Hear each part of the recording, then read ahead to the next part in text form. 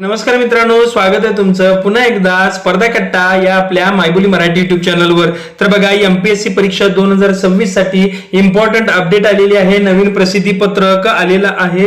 तर ते काय नवीन प्रसिद्धी पत्रक आहे हे मी या व्हिडिओच्या माध्यमातून सांगण्याचा प्रयत्न करणार आहे। तत्पूर्वी विद्यार्थी मित्रांनो, जर चॅनलवर जर नवीन असाल तर चॅनलला सबस्क्राइब करायला विसरू नका। चला तर मग सुरुवात करूया। बघा मित्रांनो, काय म्हटलंय, महाराष्ट्र लोकसेवा आयोग म्हणजे आपला आयोग एमपीएससी, ठीक आहे, प्रसिद्धी पत्रक आलेलं आहे। कधी आलेलं आहे? 8 जुलै 2026 रोजी आलेलं आहे, ठीक आहे। या ठिकाणी तुम्ही विषय बघू शकताय, पशुधन विकास अधिकारी महाराष्ट्र पशु संवर्धन सेवा गट अ या संवर्गाच्या मुलाखती कार्यक्रमाबाबत हे जे प्रसिद्धी पत्रक आहे ते नवीन प्रसिद्धी पत्रक आलेलं आहे, ठीक आहे। संदर्भ तुम्ही बघू शकताय, जाहिरात क्रमांक 88/2025 आहे। तर चला मग या प्रसिद्धी पत्रकात नेमकं काय म्हटलंय ते बघूया। बघा काय म्हटलेलं आहे, वाचू शकताय, स्क्रीनवर आहे।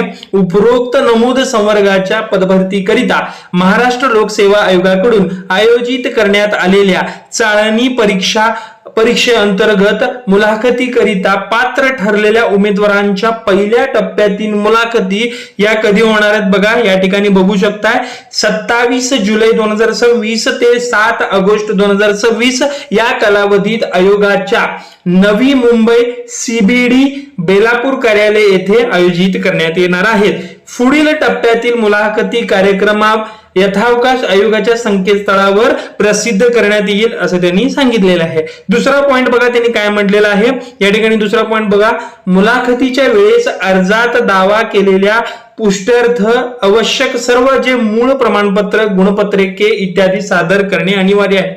म्हणजे मुलाखतीला चाललाय त्या ठिकाणी तुम्ही तुमची मूळ कागदपत्रे घेऊन जावा, गुणपत्रिके घेऊन जावा, ठीक आहे, हे पाहिजे मुलाखतीला, ठीक आहे।